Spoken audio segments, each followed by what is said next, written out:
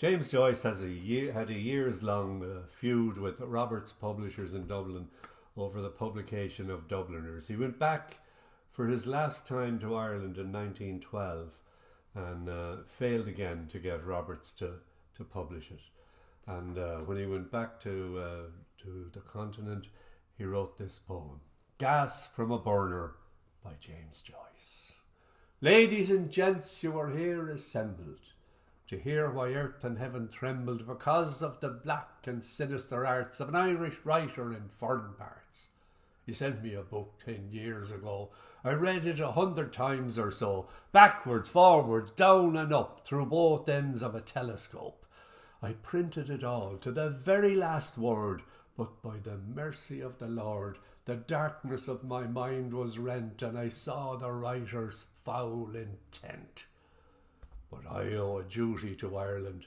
I hold her honour in my hand, this lovely land that always sent her writers and artists to banishment, and in the spirit of Irish fun betrayed her own leaders one by one. 'Twas Irish humour, wet and dry, flung quicklime into Parnell's eye.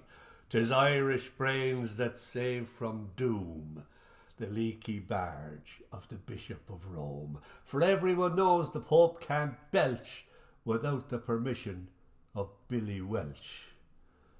O Ireland, my first and only love, where Christ and Caesar are hand and glove.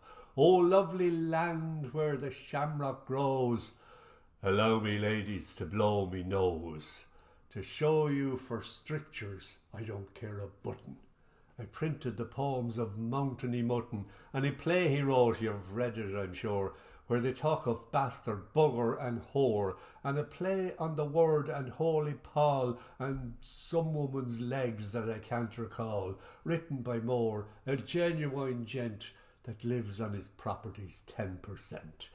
I printed mystical books in dozens. I printed the table book of cousins, though asking your pardon, as for the verse, 'twould give you a heartburn on your arse. I printed folklore from north and south, from Gregory of the Golden Mouth. I printed poets sad and silly and solemn. I printed Patrick What Do You Call Him. I printed the great John Millington Synge, who soars above on an angel's wing, in the playboy shift that he pinched a swag from Maunsel's manager's travelling bag. But I draw the line at that bloody fella that was over here dressed in Austrian yellow, spouting Italian by the hour to O'Leary Curtis and John Wise Power, and writing of Dublin dirty and dear in a manner no blackamoor printer could bear. Shite and onions! Do you think I'll print the name of the Wellington Monument? Sydney Parade and Sandymount Strand, Downes's Cake Shop and Williams's Jam. I'm damned if I do, I'm damned to blazes. Talk about Irish names of places. It's a wonder to me, upon me soul, he forgot to mention Curly's Hole.